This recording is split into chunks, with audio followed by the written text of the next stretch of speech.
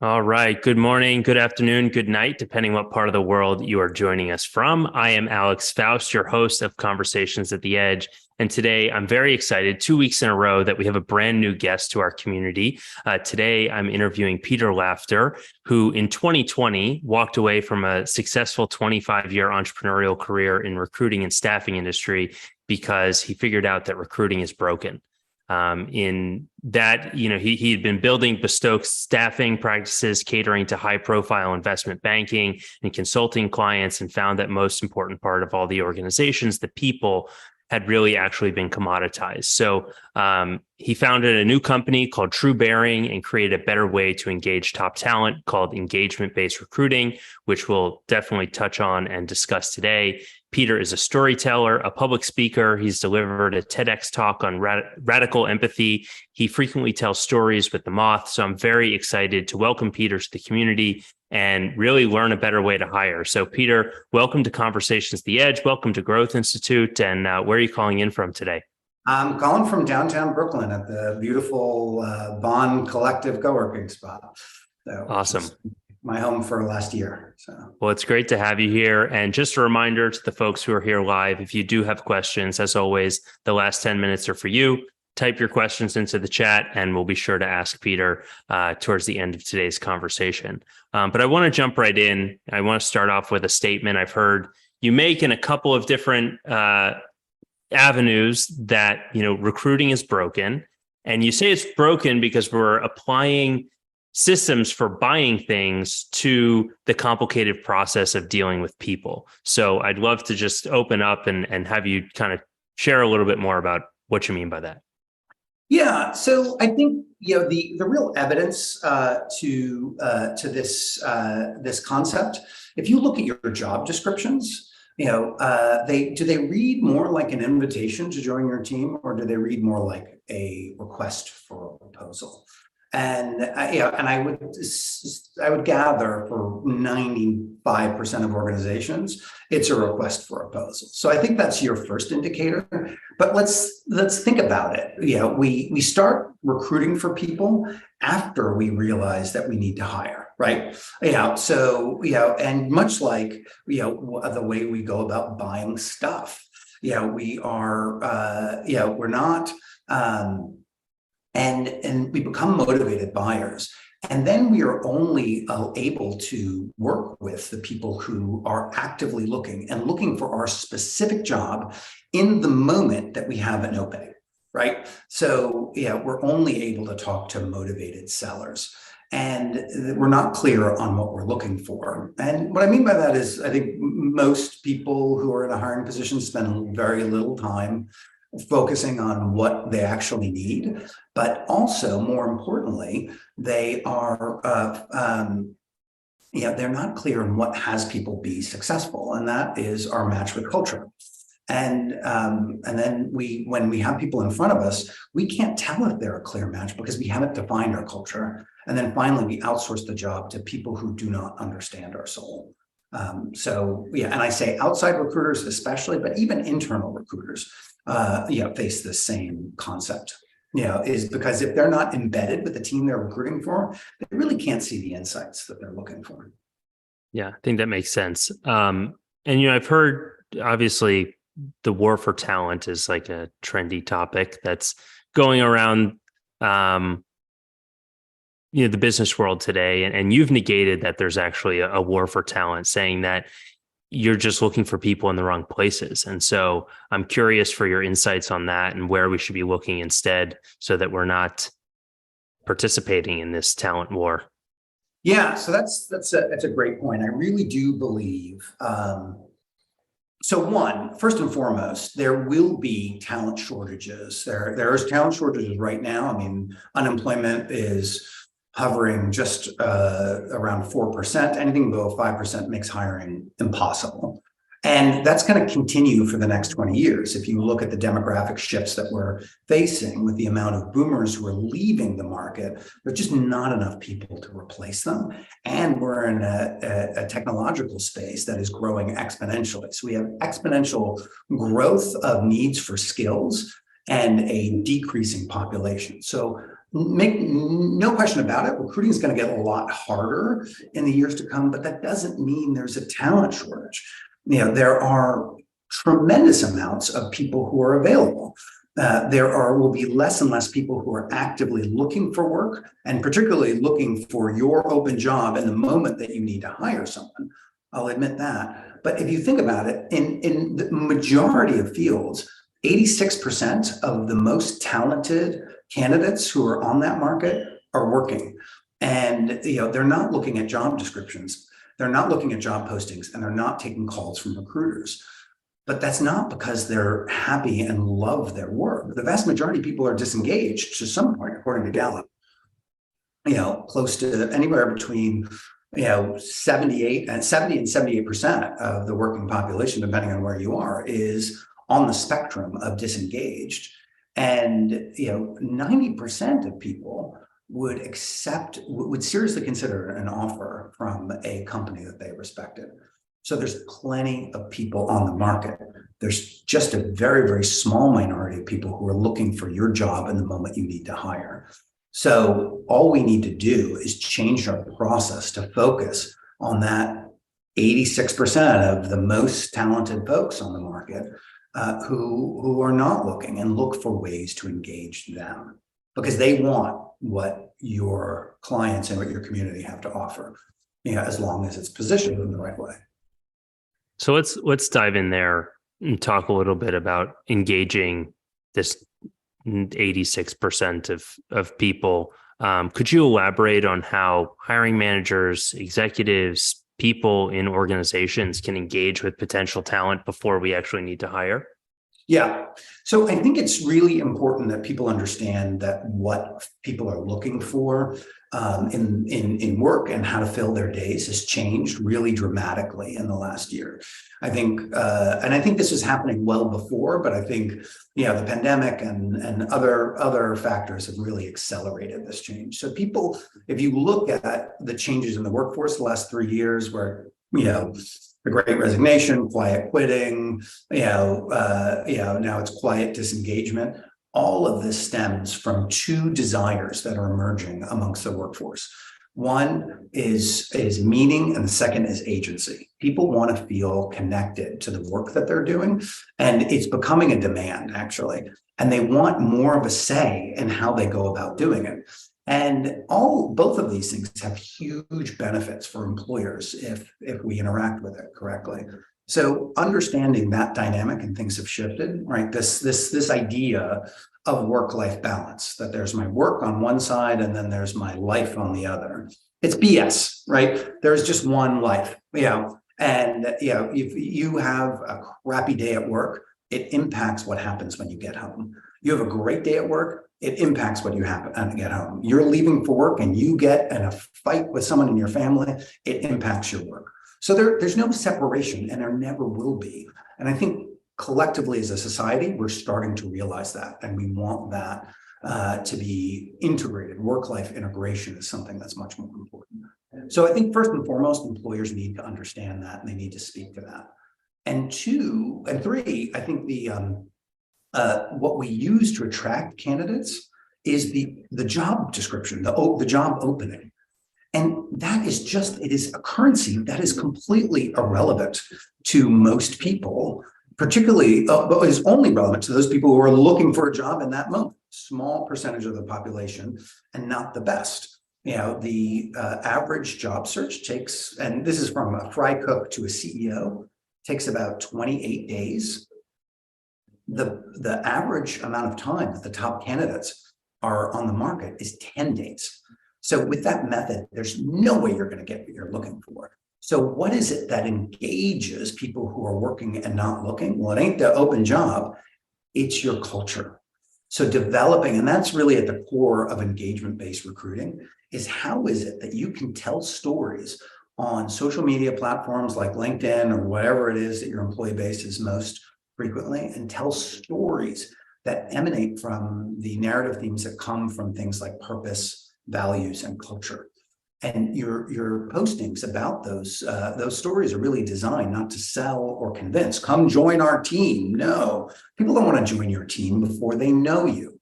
So you're telling these stories to create engagement, and then nurturing that engagement into relationships. So that's really the basics of the method. Thanks for sharing that, Peter. And yeah, I'd love to go into a little bit deeper. We've heard the phrase, hire for culture, train for skill. And I think a lot of people have bought into this idea. Yet I heard you make an interesting comment in one of your LinkedIn posts recently that people are saying it, but not necessarily living it. So can you talk a little bit about that? How things are not adding up in the way that most organizations are recruiting? Yeah, I agree with the sentiment, but when people say it, it drives me absolutely, bat poop crazy when I hear it. Because and whenever I see someone say it online, my question is always, what are the systems you use for hiring for culture? And what they talk about is only at the last step of the process do they talk about culture. So what's the beginning of the process? Well, we're looking at, wait for it, skill set and background. So if it's most important that we hire for culture, why do we not start the process there? Why do we start with a group of people who we think have the skills and hope they have the culture? It's broken. And even our systems, there was one organization that was talking about how great it is that they hire for culture. And I asked them, so how do you go about doing that? And they said, oh, we mention our culture in the interview process. And I wanted to hit my head against the wall, because it's just, let's think about the dynamic. Remember, we talked about motivated buyers talking to motivated sellers. If you're desperate for a job and someone tells you about their culture and asks you if you're interested in working about that culture, how likely are you going to tell the truth? And the fact of the matter is you will lie your rear off to get that job. You will say whatever it is that you need to say to get that job. So their timing of the action of hiring for culture is out of whack, and the methodology sucks. So I really assert that people understand the importance of it, but we're so stuck in this commoditization of people process of attracting folks that we lose track of how to go about finding it. Guilty. And I think that's the thing that, it wasn't that I came to this and I saw the recruiting process and saying, oh, there's a better way. No, this is just how you go about finding people. You find, we started off posting in newspaper ads, and then we started posting online, and now we post on LinkedIn. But the methodologies have not changed at all in I don't know how many years. And it was really, for me, in 25 years of recruiting, the first 10 or 15 were great, where I had relationships with my clients. But then organizations, large investment banks, just commoditized their staffing efforts, and it became miserable. And the quality they were experiencing just went way down. I was working with a large investment bank. I won't give the name, but it rhymes with Goldman Sachs. And I remember they called on me to fill a very, very elegant project. And then that business, that high level business just went away as they commoditized it. And in 2014, I was working with a management consulting firm, and they called me with a very similar project. Now, I was making twice the margin I was if I had gone, then I was with this management consulting firm, if Goldman had, as opposed to if Goldman had come to me directly. And but they didn't, because they'd become so commoditized. They didn't believe they can get the quality of people they needed. So they went to a management consulting firm, which charged 3 times more than what I would have billed them. So and that was the first sign, this is very broken. I was very happy, don't get me wrong, to charge double my margin, but nevertheless, it's realized that all the systems they had created weren't producing the result that they wanted. So I want to stick on this topic of hiring for culture for a little bit longer, because I mean, before today's conversation, I would say, yeah, we are hiring for culture. We have an interview that is dedicated to the culture. It does happen, the last interview. How would you recommend turning that around? Like, is it just attracting people through LinkedIn posts, or is there more to it? Well, I think there's lots of ways to attract people, but I think first and foremost, it is the currency we use to attract people needs to be looked at. And so let's take the LinkedIn example, because I think that is just, it is the easiest way to build networks that I think we have available is social media. And particularly in a business sense, LinkedIn, I think, has done a really, really good job of facilitating that process. So when you are telling stories on platforms like LinkedIn that emanate from the narrative themes that come from culture, purpose, and values, what are the types of people who are going to be engaging with those posts? Well, it's people who share those cultural affiliations. Right. And two, why and I just want to take a quick detour. It's important that we're actively building networks. Because if we're just relying on our existing networks, then we repeat that same, cultural affiliation that we have. A person I know does employment data analytics, and a large investment bank said, we want to know what are the criteria that our leaders have that are most indicative of success at this company so we can recruit for it. And what he determined, and I love this, was that they played lacrosse at a Northeastern university, right? So this is, and so I know those guys. Yeah, exactly. We all, and they're great guys. But when that makes up the majority of your leadership, you've got a huge problem, particularly in this world. So if we are just focusing on our existing networks, we're going to get more of the same. So it's very important that we target networks that are comprised of people who will have the same beliefs, not necessarily the same experience. Very important that they actually be different experiences so we get a diversity of thought. I don't think any organization really cares that much that we have a variety of people of different colors. If we all think the same, we're going to produce the same results. We really need that tension of diversity of thought to be able to come up with the best solutions. And so, but when you're targeting different groups and you're telling the stories online of people who share those cultural affiliations, then those people are likely to share your culture. So you're starting with a group of people who share your culture, which is the great place to be. And then looking at that engagement and identifying who from that engagement has likely to have the skills, and then nurturing that engagement into relationships where you have conversations with people, where you're not looking to sell them on your company or recruit them, but really find out, hey, is this person likely a match for my culture? Are they likely to have the skills we're looking for? But more importantly, what do they want to accomplish in their career? And so when it's time to hire, rather than take 4 to 6 weeks and get an appropriate pool of candidates who the only thing they have in common is they just happen to be looking for a job, or your job in that exact moment, start and get about 100 or 150 candidates and do a really bad job of sifting through their resumes. And trust me, we do a really bad job of doing it. And we can talk more about that later if there's time. Start with a smaller group of people, 10 to 15, 20 people who share your culture, who are likely to have the skills you're looking for. And reach out to them and say, conversations like, hey, Alex, you and I have been talking for a while. We like each other. We have a similar understanding of the world and we want similar things out of the world. But more importantly, I know you want to do this cool thing with your career.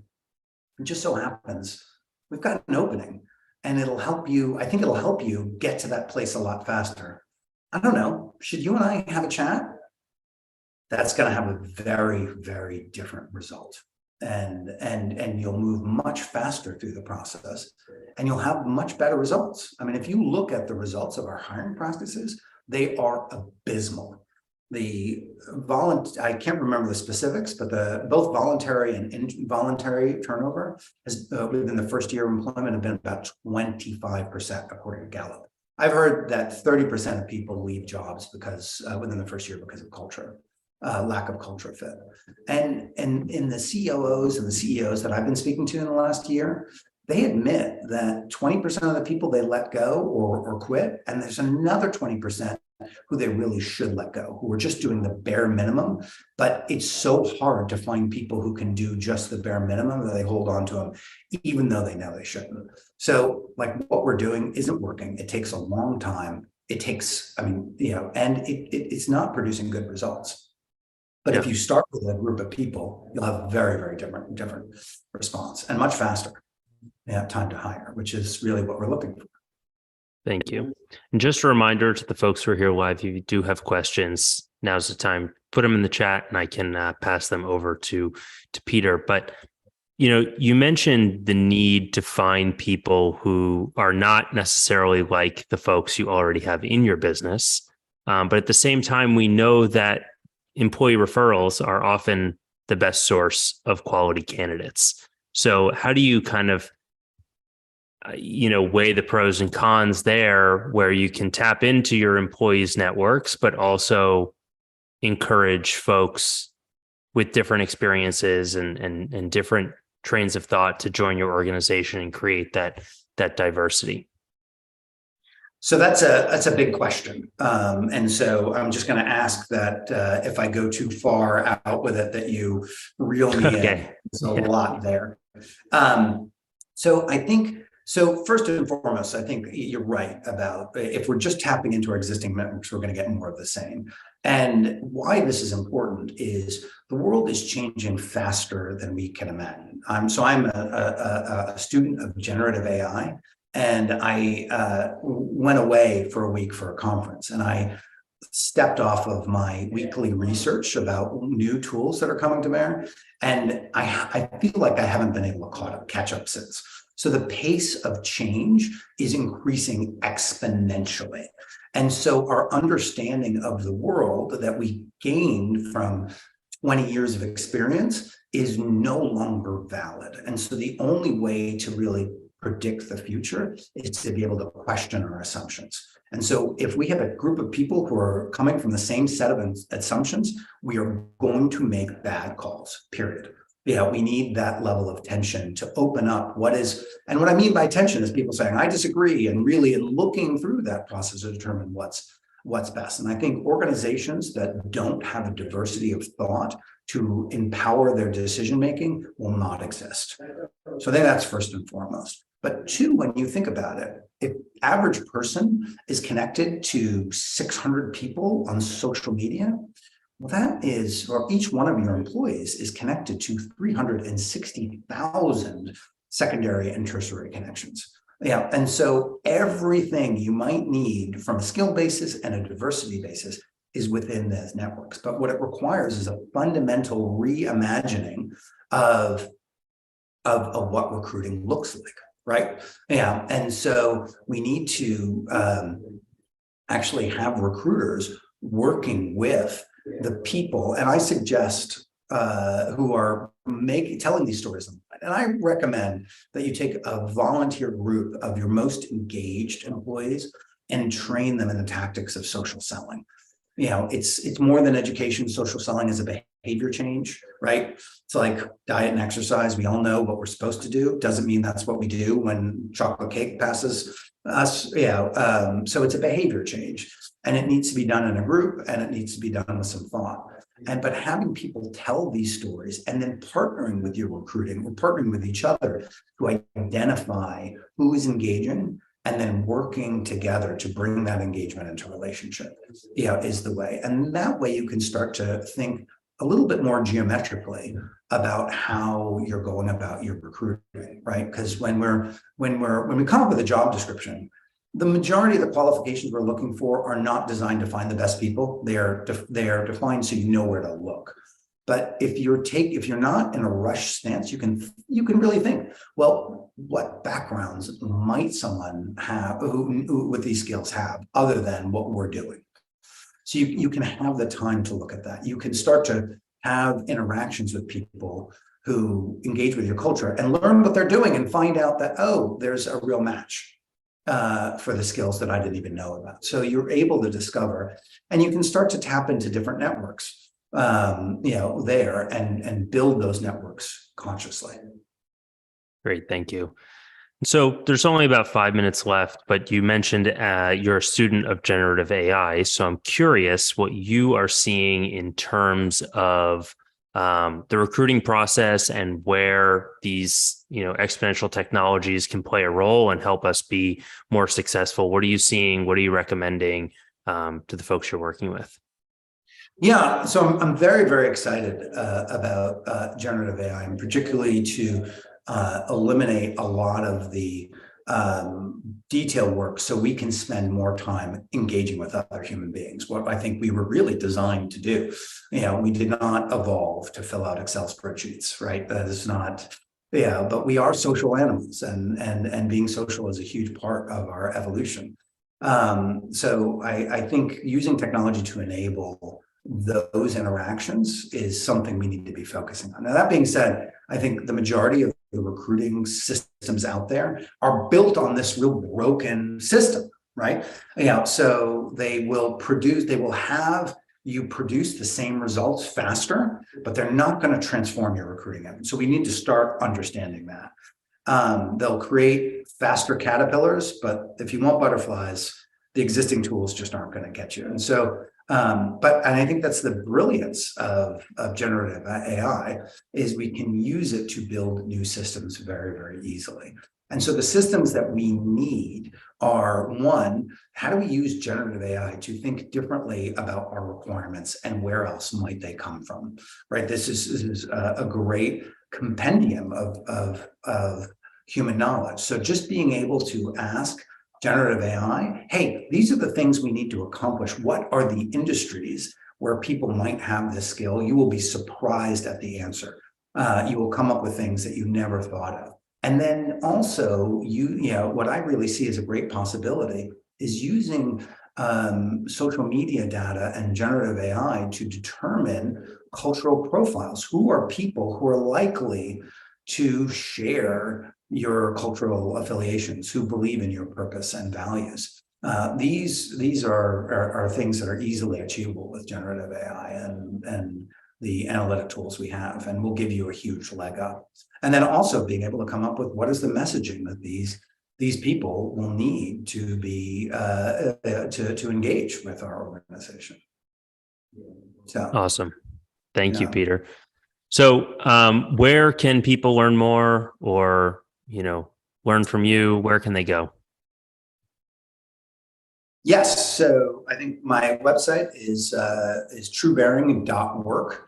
And and LinkedIn is a great place. I've taken a couple of weeks break from my LinkedIn content, but I'll be starting up next week. But I do a lot of content on LinkedIn. So, and great. Peter Laughter is my name. So awesome. Any final thoughts before we say goodbye for today? Yeah, I think from a mindset standpoint, I think it's really important that entrepreneurs recognize that recruiting is culture, right? How we engage with people is so much about our culture, but yet we tend to think about it like, oh, I need to fill slots. And if we start to think about recruiting as an opportunity to really strengthen and build our culture, we'll have very, very different results. Love that. Well, thank you, Peter. Thank you so much for joining the community. We look forward to learning more from you in the coming months. And thank you to the community for joining us live. We'll see you all again next week. Take care.